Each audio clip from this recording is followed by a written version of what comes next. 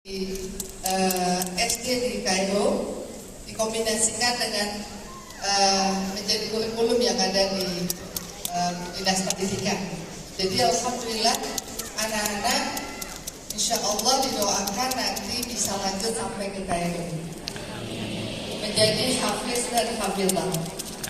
Yang mungkin yang insya Allah menjadi hufaz. Ya, jadi bagaimana hari ini bukan hanya sekedar Quran, mampu baca Quran, mampu menghafal Quran, tapi bagaimana kita bisa melanjutkan perjuangan Rasulullah, layaknya Rasulullah ketika ditanya bagaimana sebetulnya Rasulullah, yaitu akhlaknya, bagaimana isi Al-Quran berjalan, itulah Rasulullah. Maka anak-anak insya Allah bisa menjadi ahlul Quran yang dimana Quran itu ada di hatinya, di pikirannya, dan ditindak kegiatan pada hari-hari, yaitu menjadi akhlakul Quran. Amin ya Rabbal alamin. Yang udah hafal 30 juz tunjuk tangannya. Ada? Ini dari atas nggak kelihatan. Wajah-wajah Bapak Ibu pun saya nggak bisa kelihatan. Wah, kelihatan. Ada yang udah hafal 1 juz? Tunjuk tangan yang tinggi. Alhamdulillah. 2 juz? Alhamdulillah. 3 juz? Alhamdulillah. 4 juz? 5 juz? 6 juz? Masya Allah masih ada. 7 juz? Ada lagi. 8 juz? Sampai di 7. Alhamdulillah. Yang mau 30 juz, yang insya Allah akan menjadi penghafal Quran 30 juz, tunjuk tangannya. Amin ya Rabbal. Orang tua aminkan. Amin. Amin ya Rabbal alamin. Rahman sa'idni ya Rahman, Isra Quran, imla qalbi Quran, wasti hayati Quran. Ya sama-sama. Rahman ya Rahman, sa'idni ya Rahman, isra sadri Quran, imla qalbi Quran.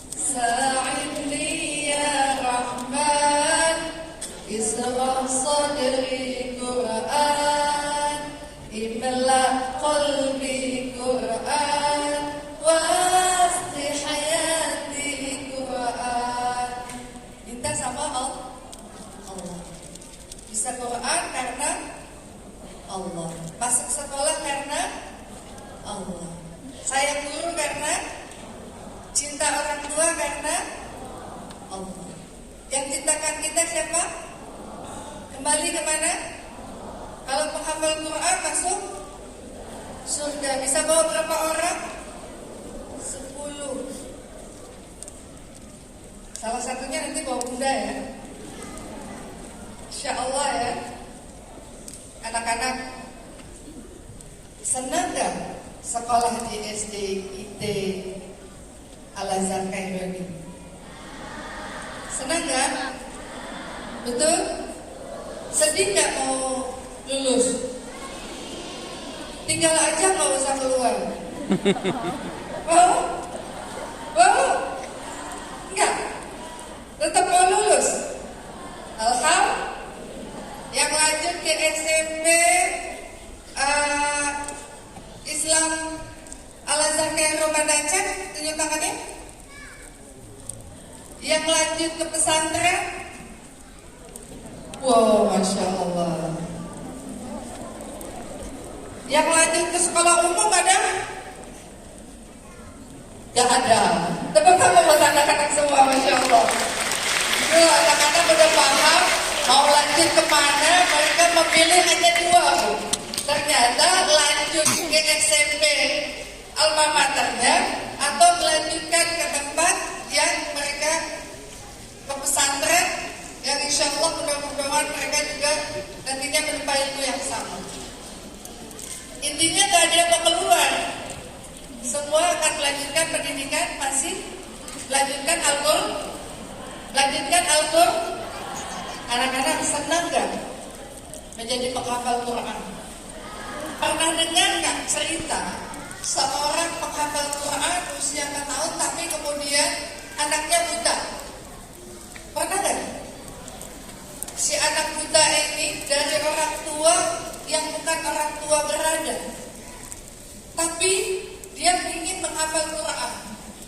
Ayahnya mengantarkan dia 20 km setiap hari naik sepedanya udah butut. Ayahnya menulis setiap ayat Quran dan anaknya sambil menuju tempat belajar Quran, ayahnya mengajarkan anaknya. Ayahnya menulis, tulisan itu ditempel oleh ayahnya untuk mendengarkan benar tidak hafalan Quran. Karena ayahnya belum mampu menghafal Al-Quran. Dengan kesungguhan si anak ini dalam kondisi buta, dia akhirnya mampu menjadi penghafal Al-Quran 30 juz. Ketika ditanya, dia setelah menjadi penghafal Quran, ketika pertanyaan ditanya kalau ada satu hal yang kamu ingin minta sama Allah, apa? Kalau yang kita pikirkan apa? Dapat melihat karena dia buta. Tapi apa yang dia minta? Saya akan minta sama Allah, biarlah saya tetap dengan kebutaan. Karena memang saya takut. Kenapa? Kalau saya mampu melihat, saya takut akan melihat kemaksiatan. Saya takut melakukan kemaksiatan. Dia lebih bagus dia menjaga Qurannya dan matanya tetap buta hanya untuk mempertahankan Quran. Masya Allah. Anak-anak, kalau menghafal Quran itu, orang kenal Quran itu suka bohong gak? Suka bohong gak? Masih ada yang suka bohong-bohong gak? Pemarah gak? Enggak. Suka berantem gak? Patuh sama orang tua gak? Sayang sama orang tua gak? Patuh sama guru? Ada yang pernah bohong sama orang tua? Nanti insya Allah kita menguasai Quran itu, insya Allah perilaku kita, pribadi kita akan benar-benar meninggalkan semua larangan Allah. Nah, orang-orang dengan Quran itu gak ada yang susah hidupnya, betul? Gak ada yang susah. Ada penghafal Quran, mampu Quran, gak ada kerja, ada gak? Ustaz ini ada gak? Kalau orang sekolah tinggi ini Pak Adis, terus udah insinyur, ya, udah bahkan dokter, ada gak yang gak punya pekerjaan? Ada. Kalau penghafal Quran, ada gak? Ada. Karena dia setiap hari pasti bisa mengajar Quran. Kemana-mana dia melantunkan Al-Quran. Tempatnya bisa mengisi masjid. Gak pernah berhenti. Bahkan dengan Quran bisa keliling dunia. Gratis. Orang-orang yang dekat dengan ilmu agama gak pernah. Pak Ismeni kalaupun gak jadi anggota DPR nanti pasti ceramah kemana-mana ya. Asal gak korupsi. Asal akhlaknya benar. Asal sayang sama rakyat. Gak perlu jabatan, pasti tetap disayang. Karena yang sayang sesungguhnya Allah. Yang bawa kita kemana-mana Allah. Maka jangan pernah lupakan Siapa yang menciptakan adik yang lucu bagimu? Siapa yang menciptakan kakak yang sayang padamu? Siapa yang menciptakan dirimu? Siapa yang menciptakan ayah dan ibumu? Siapa yang menciptakan awan-awan melayang? Siapa yang menciptakan burung terbang? Siapa yang menciptakan matahari? Siapa yang menciptakan bulan dan bintang-bintangnya? Subhanallah walhamdulillah. Subhanallah walhamdulillah. Tuh, tahu kita dari mana? Asalnya dari kembali kepada karena Rasulullah menjadi orang yang cerdas. Siapa tuh orang cerdas? Orang cerdas itu anak-anak sekalian, orang yang ingat mati dan mempersiapkan kematian. Ingat mati, mempersiapkan kematian. Ini buat orang tua rahmat terindah, terluar biasa dari Allah untuk kita adalah dititipkan keturunan. Keturunan yang merahmati kita adalah keturunan yang soleh dan solehah.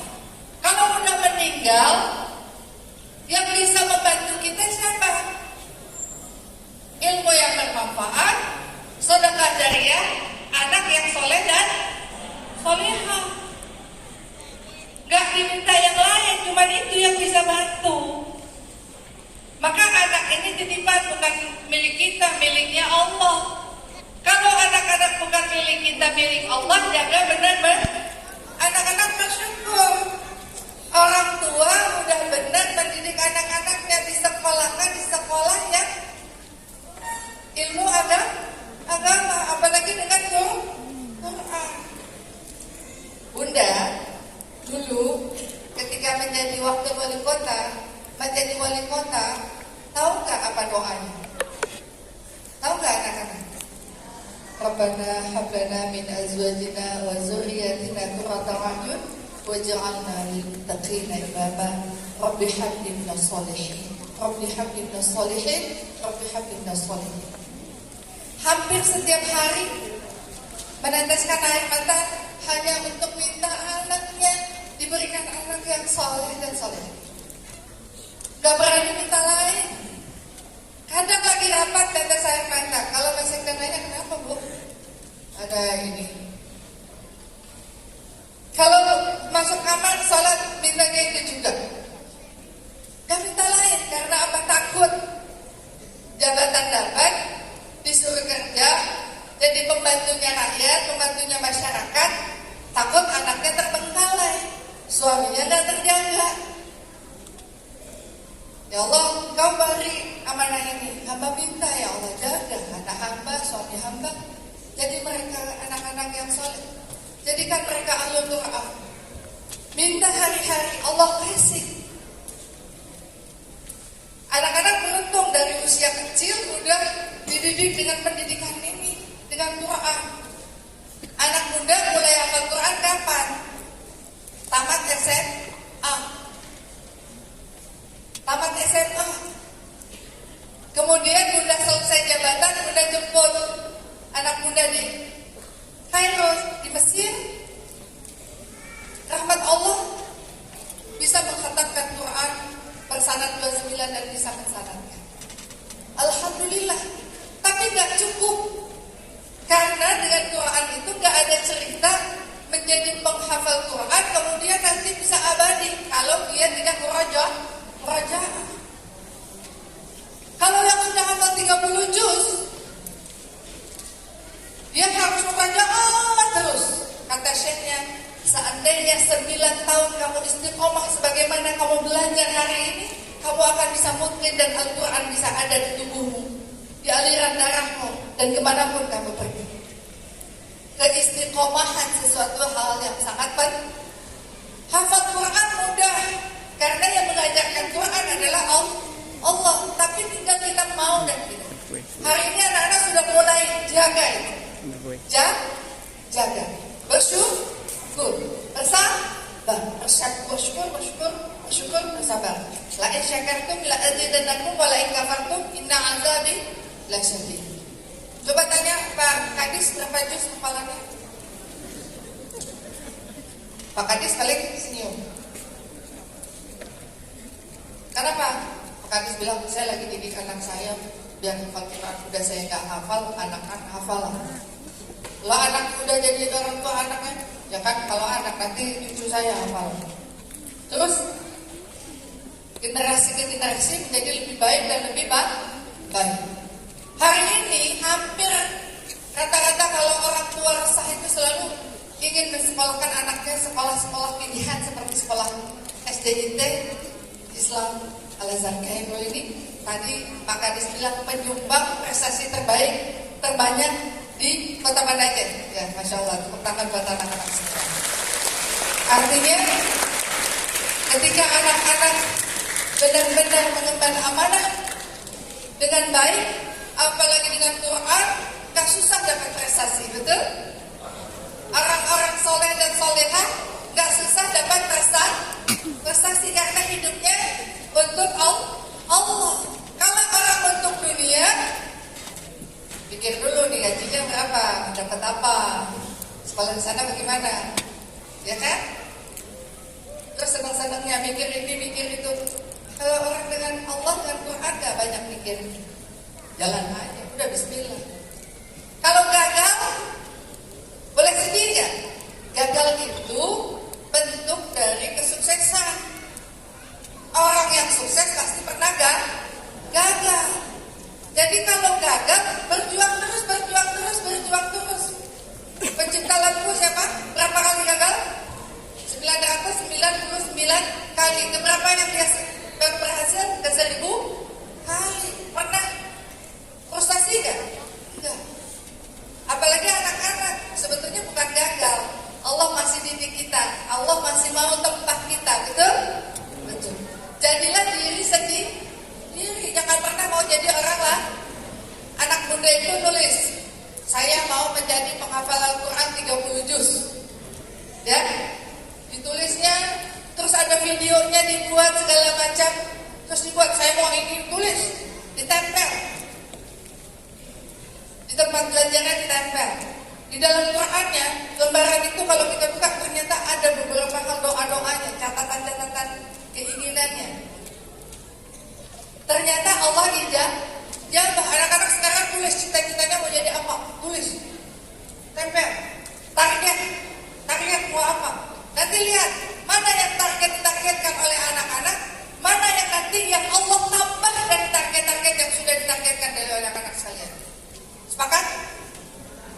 Nanti insya Allah tamat dari SD ini lanjut ke pesantren, lanjut ke SMP Al-Azhar Kairo. Insya Allah anak-anak nanti keluarnya dari SMP sudah menjadi penghafal Al-Quran. Amin ya Rabbal Alamin. Jadi anak-anak sukses di dunia wal akhirah. Anak-anak yang bisa menarik orang tuanya ke jalannya Allah. Orang tua yang bisa menarik anak-anaknya ke jalannya Allah. Mana contoh anak-anak sahabat-sahabat yang terus mau menarik kita ke surga? Buat apa kita bergaul, menarik tangan kita, mengajak kita ke neraka? Cari orang-orang yang dekat dengan kita yang mau menarik tangan kita ke jannahnya Allah. Kalau kita melakukan kesalahan, sahabat kita bilang, maaf, kan bukannya begini ya, sebaiknya begini ya, kita gak lakukan ini. Itu sahabat yang menarik ke surga. Kalau anak menegur orang tua, ayah, bunda, udah waktunya sholat, apa kita sholat? Itu anak itu menarik ke surga. Kalau ada orang tua udah waktunya sholat, udah gak apa-apa nanti aja. Itu kira-kira orang tua mau kemana? Anaknya harus mengingat. Jadilah anak-anak sebagai anak-anak yang akan menjadi penolong orang tuanya di jannahnya Allah, masuk ke jannahnya Allah. Itu juga orang tua titipan Allah, jaga sebaik-baiknya. Mungkin ini yang bisa saya sampaikan. Saya bangga, saya bahagia. Teruslah menjadi bintang, teruslah menjadi cahaya yang insya Allah bisa menerangi bumi ya dengan amalan yang kita lakukan. Khairun nas yanfa'uhum linnas, sebaik-baik manusia yang bermanfaat bagi manusia lainnya. Jadi jangan sampai kita menjadi perusak. Bagi bapak-bapak yang masih merokok, rokoknya boleh sudah ditinggalkan. Baik, ini alhamdulillah tidak merokok. Jadi kalau yang merokok, makanya sudah merokok. Dulu waktu saya jadi wakil wali kota saya hadir memberikan penghargaan bapak-bapak yang tidak merokok. Satu hari saya salah menunjuk orang waktu penghargaan, ternyata yang menerima penghargaan itu perokok berat. Jadi dia bingung, loh, tapi terpaksa maju karena dipanggil menerima penghargaan. Rahmat Allah, ternyata bapak ini pilihan Allah. Kenapa? Setelah menerima penghargaan dia malu dan kemudian mulai hari itu dia tinggalkan rokok dan sukses sampai hari ini tidak merokok lagi. Jadi kalau ketemu saya dia bilang, Liza, terima kasih atas penghargaannya. Kenapa? Dulu saya merokok berat, dulu saya malu sekali waktu saya disuruh naik ke atas panggung dan kawan-kawan saya semua menertawakan saya. Tapi kemudian saya terpikir apa yang ibu katakan. Ternyata pasti Allah mau sesuatu dari saya dengan pilihan yang salah tadi. Saya pikir ini teguran terberat dari pimpinan saya, dan mulai hari ini detik ini saya berazam saya tidak akan merokok lagi, dan sampai hari ini alhamdulillah beliau hidup dengan kehidupan yang sehat, tidak lagi merokok, tidak lagi menyebabkan dampak buruk pada orang lain, tapi kemudian juga meninggalkan dampak buruk bagi dirinya, gitu ya. Jadi buntur makola wala tandur makola, orang tua kalau ditegur sama anak-anak yang solehan dan soleh ini, maka jangan lihat siapa yang mengatakan, lihat apa yang mereka katakan. Hati mereka akan punya pikiran yang lebih jernih, hati mereka bersih, dan insya Allah dengan itu kita bisa berkolaborasi, kita bekerja sama. Anak titipan, orang tua yang mengarahkan. Terima kasih atas arahan orang tua yang sudah memilih anak-anaknya menjadi anak yang soleh dan soleha, dan teruslah kita berjuang. Insya Allah Islam kafah bisa terwujud di Aceh yang tercinta ini. Jazakumullah khairan katsiran. Terima kasih atas segala perhatian, mohon maaf atas segala kekurangan. Selamat kepada anak-anak sekalian. Insya Allah terus bisa melanjutkan pendidikan, bisa sukses di dunia wal akhirah insyaallah. Hasbunallah wa ni'mal wakil, ni'mal maula wa ni'mal nasir. La haula wa la quwwata illa billahil aliyyil azim. Wa qul ja'al haqq wa zaqal batil. Innal batila kana zahuqa. Wa'afu minkum wastaghfirullah wa lakum. Wassalamualaikum warahmatullahi wabarakatuh.